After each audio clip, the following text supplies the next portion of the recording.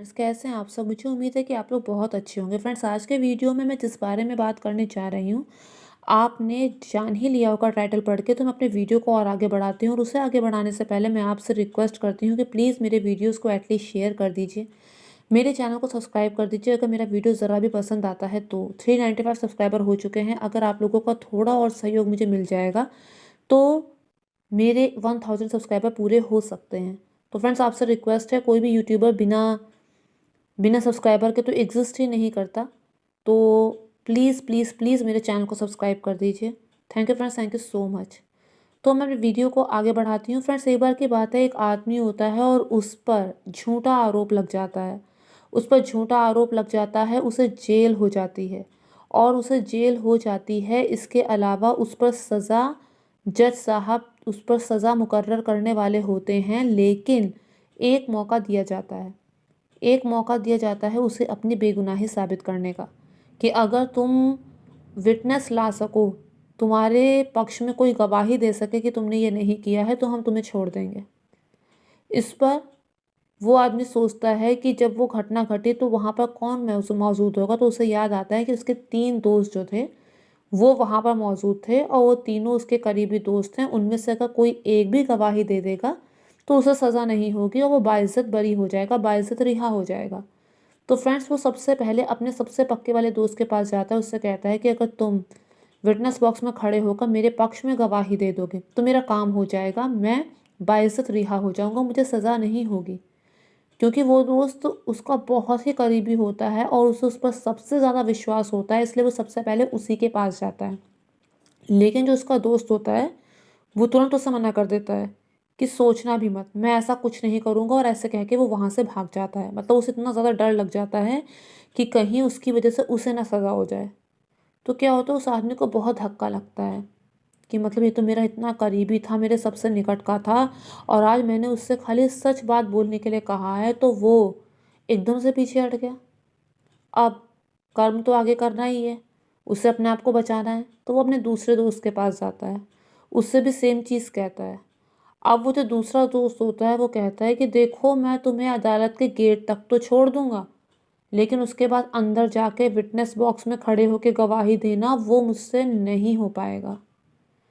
ऐसा वो कहकर उसे मना कर देता है। अब उसे दूसरा धक्का लगता है, दूसरा अटैक। एक ही दिन में दो दो दो अटैक हो जाते हैं उसके लिए तो ये। अब वो कहता है कि अब क्या करूं। फिर उसके बाद वो सोचता है कि जब ये दोनों दोस्त जो मुझे बहुत अच्छी तरह जानते थे, मेरे इतने निकट थे, जब ये मेरे खिलाफ, ये मेरे पक्ष में, जब ये मेरे पक्ष में गवाही देने को तैयार नहीं है, तो वो जो तीसरा दोस्त जिसको मैं ज़्यादा जानता नहीं हूँ, जिस पर मैंने कभी ध्यान नहीं दिया, जिससे ज़्यादा मिला नहीं, जिससे इतना ज़्यादा परिचय नहीं, भला वो मेरे पक्ष में गवाही क्यों देगा। लेकिन फिर भी अपने मन को संतोष देने के लिए कि कहीं ऐसा ना हो उसके मन में ये मलाल रहे कि अगर मैं उससे कह देता तो हो सकता है वो मुझे बचा लेता, वो अपने उस दोस्त के पास जाता है और उससे जाके कहता है कि क्या तुम मेरे पक्ष में गवाही दोगे। होता वो है जिसकी उसने कल्पना भी नहीं की थी। तीसरा हार्ट अटैक बच जाता है, तीसरा अटैक होने से बच जाता है, और वो दोस्त राजी हो जाता है, कहता हाँ मैं दूंगा, ये घटना मेरे सामने घटी है और मैं गवाही दूंगा। और उसके बाद वो अदालत में जाता है, विटनेस बॉक्स में खड़ा होता है, उसके पक्ष में गवाही देता है, और उसके बाद उस आदमी को बाइज्जत रिहा कर दिया जाता है। अब इस कहानी के आगे जो इस कहानी का निर्माता है वो क्या कहता है, वो कहता है कि हम सबकी ज़िंदगी में 3 दोस्त होते हैं। सबसे पहला दोस्त जो होता है वो हमारा शरीर होता है, जिससे हम जीवन भर बहुत प्यार करते हैं, अपने शरीर को सुंदर बनाने का हर संभव प्रयास करते हैं, उसे महंगे महंगे कपड़े पहनाते हैं, उसे अच्छा अच्छा खान पान खिलाते हैं। सबसे ज़्यादा मोह इंसान को अपने शरीर से होता है, सबसे ज़्यादा मोह। हाँ, वो बात और है कि कई बार अपने अपने के लिए, कई बार आदमी अपनों के लिए अपनी जान दे देता है। हाँ, वो बात सही है, लेकिन ये बात भी सच है कि सबसे ज़्यादा मोह इंसान को अपने शरीर से इसलिए होता है क्योंकि जब तक शरीर साथ है तभी तक सभी नाते रिश्तेदार साथ हैं।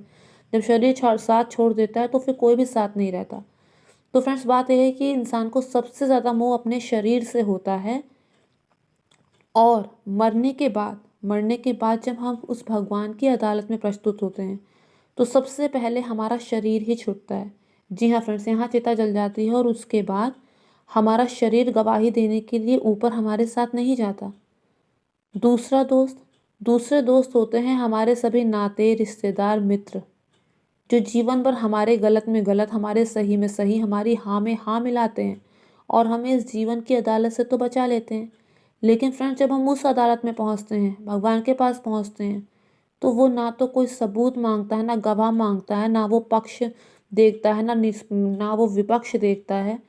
वो ये भी नहीं देखता कि इसकी तरफ से बोलने वाले 100 हैं तो मैं इसका पक्ष लूँ, या फिर ये अकेला है तो मैं इसका पक्ष ना लूँ। वो खाली सत्यता और असत्यता की कसौटी में परख के इंसान को देखता है। अगर आपने सही किया है तो भले पूरी दुनिया आपके खिलाफ हो, लेकिन वहाँ आपको सज़ा मिल नहीं सकती।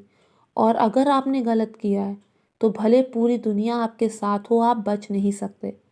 तो सेकंड दोस्त जो है हमारा, वो है हमारे